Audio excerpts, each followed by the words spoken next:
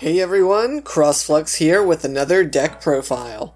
Today I'm covering the deck that I'm taking to my Week 6 match in the Sparkman Yugitube Dueling Tourney against Cameron Gaming.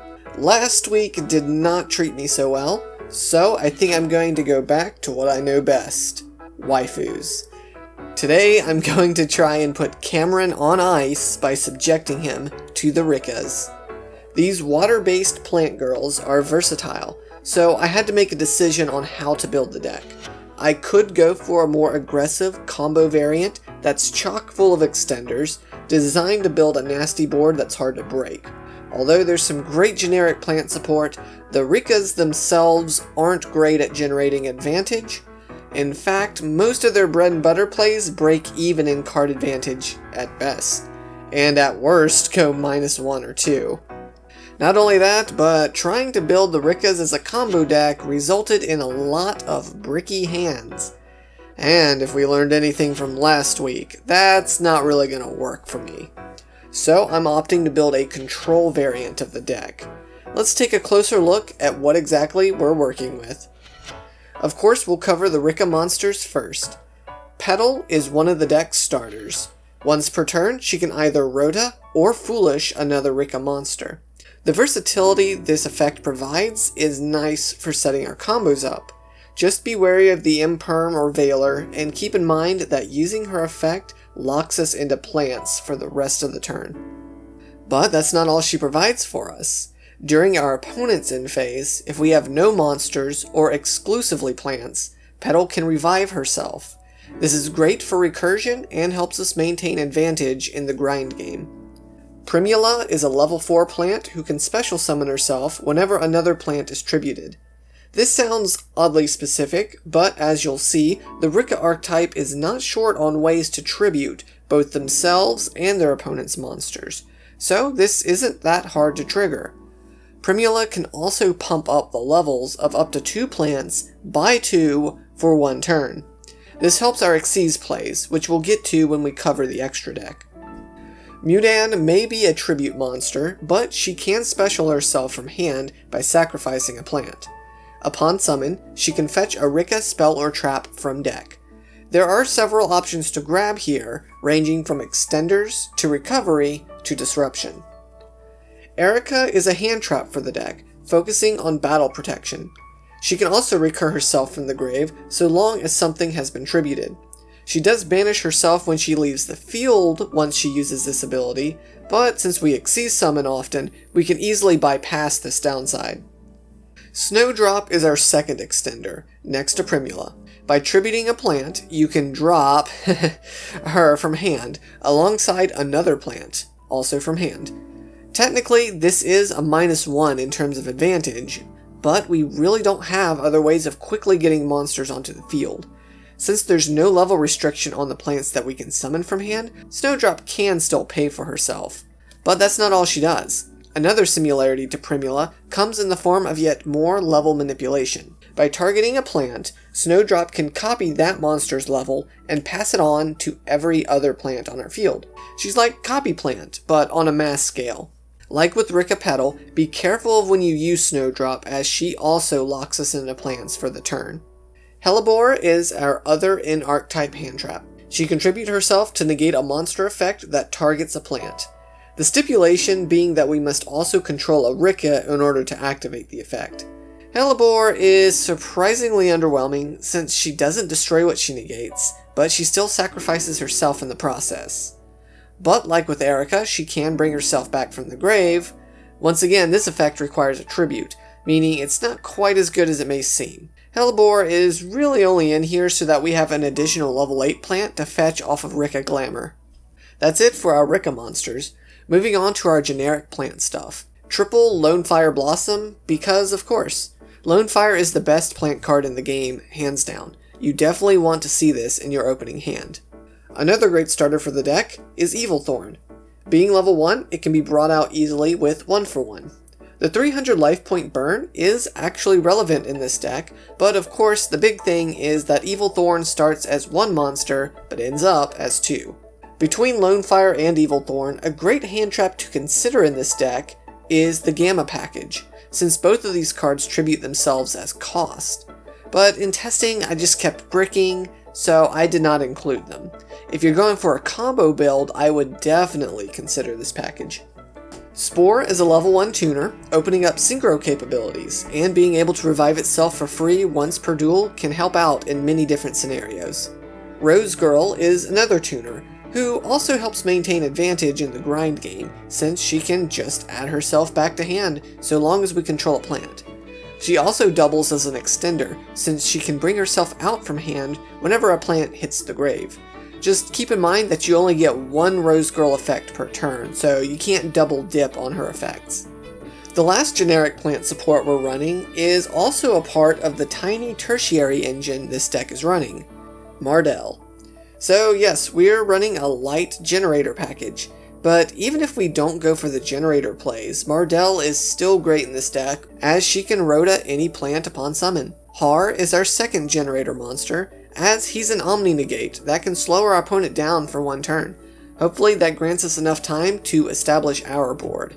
I said our Generaider cards are our tertiary engine. Of course our Rikkas are our primary engine, so what's our secondary engine? Well, it seems that not all our plants are as gentle as they appear. In fact, some are quite vicious. I'm running a small Traptrix package in this deck since they're primarily plants, and their preference towards hold trap cards adds to the control elements of the deck. Triple Myrmeleo searches for a trap hole upon normal summon. This ruins a bit of the surprise of the trap, but it does still make your opponent have to play around a nasty card. Myrmeleo can also pop a spell or trap if it's ever special summoned. Dionaea revives another Traptrix upon normal summon, helping to make Xyz plays while also triggering various on-summon abilities. Mantis fetches another Traptrix monster, helping to maintain advantage. Her quick effect isn't that great, but it can come up in specific situations. You can use it to blink a face-down trap in order to dodge spell or trap removal. You could also play mind games with your opponent by swapping one trap for another, but that's not likely to happen often. Our last Traptrix is Genlisea. She can also plus us by sacking herself in exchange for 2 traps. I don't run more than one copy, since I'm not always going to have a hold trap in the grave, especially on my first turn. Another synergy is that since she tributes herself, both Primula and Erakin can bring themselves out, maintaining board presence. Alright, that's it for the monster lineup. Let's change gears and look at the few spells we run, starting with the Rikka stuff. Glamour is a Rhoda that can also help with triggering tribute-based shenanigans. Since you can activate this card by tributing a plant, be sure you've already baited out your opponent's Ash Blossom, as this getting hit can be a devastating blow to our card advantage. Rikka Flurries is a continuous spell. I run only the one copy, since it can be easily searched using Mudan. Once per turn, whenever a Rikka is tributed, we can force our opponent to tribute a monster of their own. Tributing is an excellent form of removal, since many cards with protection don't prevent tributing, hence why the kaijus are so popular. The problem comes in that your opponent gets to choose what they send, so if they have a bunch of bodies on board, the odds of hitting what you want is low. In that sense, this sort of feels like a win more card, and is one of the options I'd take out in future iterations of this deck. Generaider Boss Stage is here just for the Generaider combo, starting with Mardel. I'll go over this in a little more detail in the combo section of the video, which is most likely going to be a separate follow-up video. The last spell slots are generic great cards, 1-for-1, Monster Reborn, and Foolish Burial. Moving on to the heart and soul of the deck, the trap lineup. Rikka Tranquility is the in-archetype Monster Reborn. Since you contribute a plant upon its activation, it can really help you rearrange what's on your field so that you can make the plays that you want to make. Rikka Sheet is an interesting form of interruption. It prevents a monster from being able to activate its effects for the turn. So this doesn't stop continuous and trigger effects, and practically does nothing against monsters whose effects are quick. It does have an added bonus of stealing the targeted monster, so long as I tribute a plant. This is basically a searchable lesser Imperm. Speaking of Imperm, I'm running 3 copies. It's just a great trap that doubles as a hand trap when going second. Remember, we're running Traptrix, so of course I have a variety of trap holes in the deck. I'm running 1 copy of each of the 4 best ones, in my opinion. Time Space, Network, Gravediggers, and Floodgate each have their own uses. Being able to search for the right one at the right time is crucial for using them effectively. Finally, triple evenly matched. Honestly, I can't believe this card was ever made. It's such a blowout. Remember how I stated that the Rikkas aren't great at generating advantage? Well, that's why I want to run cards that deplenish as much of our opponent's resources as possible. Other great cards to run would be Torrential Tribute, Mirror Force, Raigeki, and Feather Duster. Any of those cards work here, but I'm opting for the evenly matched because of its ability to be used from the hand when going second. The main deck has 48 cards, a bit on the hefty side, but I wasn't sure what else to cut. So if you guys have suggestions on where I can slim the deck down, please let me know. For now, let's go ahead and check out the extra deck. First up, our Rikka cards. Teardrop is the deck mommy and main boss of the deck. Each time a monster is tributed, she gains 200 attack for the turn. This doesn't sound like much, but it really can add up. Next, as a quick effect, by detaching a material, Teardrop can tribute any monster on the field, including an opponent's monster. As stated earlier with Rikka Flurries, tributing an opponent's monster is a really effective removal option. The one downside to this effect is that it does target. Kanzashi is our rank 6 monster. She's great for both protection and generating advantage over the long term. Whenever a plant would be destroyed, you can tribute a plant from field or hand to prevent the destruction. Technically, you're still losing a resource by doing this, but it can maintain resources against a board wipe effect. Also, it can trigger various tribute-based shenanigans. Speaking of tribute-based trigger effects, whenever a monster is tributed, Kanzashi can detach a material to summon any monster from any grave. So literally, Monster Reborn. The downside is that the summoned monster does have its effects negated. I suppose it had to be balanced somehow. Strenna is one of our rank 4 Xyz monsters. She can recur a resource by detaching a material. Also, she can help us cheat out other Xyz monsters. See, whenever she's tributed, while she still has material, we can bring out a plant Xyz from our extra deck, and then attach Strenna herself to this new monster. This is our main way of bringing out cards like Aurea and Hyperiton. Speaking of the cookie, Aurea, is a great aggressive Xyz for closing out the game. She's basically this deck's version of Adamancipator Dragite. Non-targeting, bouncing of up to 3 cards. 9 times out of 10, this card is summoned by Strenna, but we can make it the hard way by using Snowdrop to copy our level 7 Synchro Monsters level and overlaying the 2 of them. Hyperiton is our main negation monster. 2600 attack isn't bad, but the main takeaway is the ability to negate an effect by detaching the same kind of material. So he can only negate during our opponent's turn, but he gains more material during our turn, so I suppose it balances out. Once again, Strenna is our primary method of summoning, but is possible with Snowdrop copying Mardel, since she's a level 9.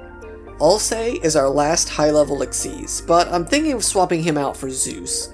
Ulse is really just a lesser version of Aurea, more specific trigger conditions, and less impact.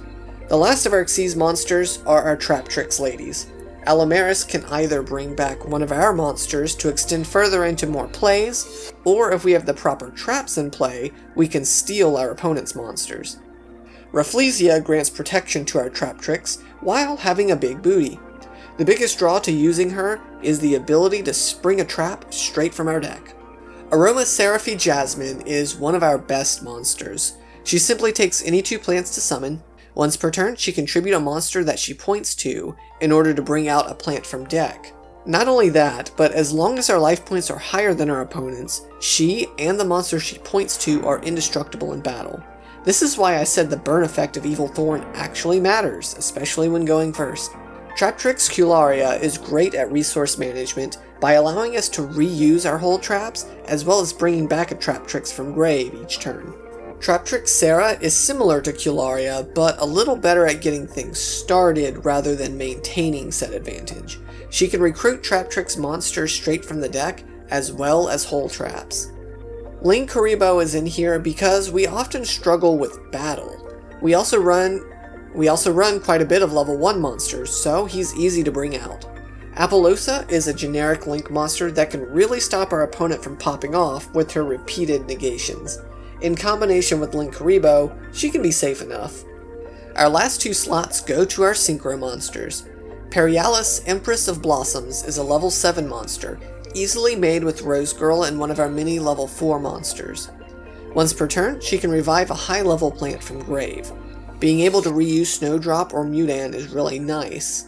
Not only that, but she can be threatening on her own, as she gets more attack power based on the number of plants we control. Borreload Savage is one of the best level 8 synchros ever, and we really need more ways of negating things. So that's the deck. I don't want this video to be as long as my previous profile, the Brave Bugs, so I think I'm going to call it here. I will be making a follow-up video that discusses some combo lines and showcasing a few test hands, so if you want to see this deck in action, stay tuned for that. In the meantime, feel free to leave some suggestions down below. I love the Rikkas and have been trying to make them viable for years. I hope you all enjoyed this video, and have a blessed day!